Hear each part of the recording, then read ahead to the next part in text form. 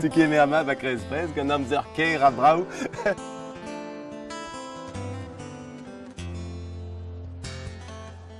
Izoni en eo an arvor, me kichen beven a morbi hon just war. Izoni ar vro djenedou o velaret. Ne amañ ve distage kwed bar.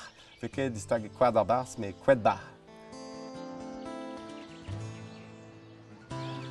Kwad ar bars zo triz ra disavel, ben a fin. Me zo me laboura ba kevredigez kwad ar bars le amave dikemer estrolajou. Ne skolioù, bugale zo e vakansou pa adonan. Ar gomz a brezonek, ar gomz an ket. A kwad ar bars just war zo un tifurm. Bars un tifurm ze zo un dachenn gampi, meren un doare ekologel. Un tifurm, le amave produet chuk a valo, dour beo a tout. Hag gevridigez l'erman de labourat. On dra tout ar bern, pa donnan zo ar bern touristet, men c'hoant da zizolei ar vrose, a bugale, ue. Me honek zo brudet war mem eustra, blam d'an haout don. Ma amañ oa kebe a dlodennet d'an trao, ar leuzioù zo am c'hoaz, a l'air amañ zo be miret, en doare naturel.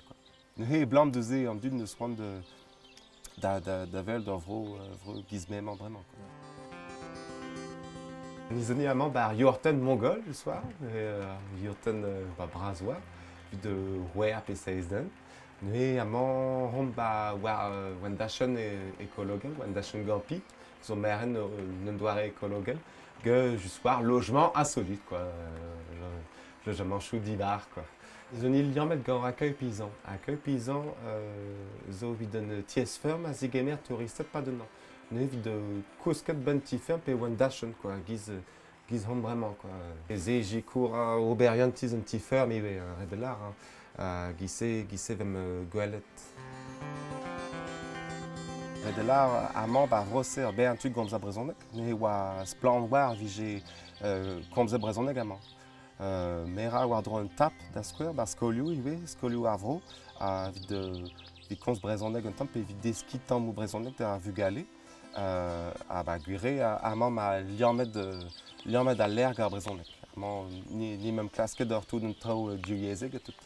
Amañ ve kinniget gweladeni un tifurm en brezonek, or landart en brezonek, peogwir zo ma peusant manko d'ar trao war an didui en brezonek. Ar bern bugale ya da skol bremañ en brezonek, me petra ran er mez deus ar skol. A hemendal a gise amañ ba krez brez ve klasket d'ar trao vite.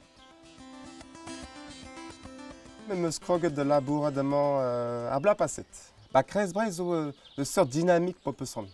Amañ ma craint d'ar an prejoù un dut.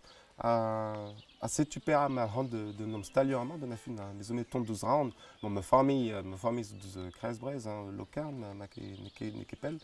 Me ben a fin eus bevet ba ran a he oa dedenus vid nom stalioù amañ de bout de tostor de natur a vit kaoù gwir d'ar an prejoù tre un dut.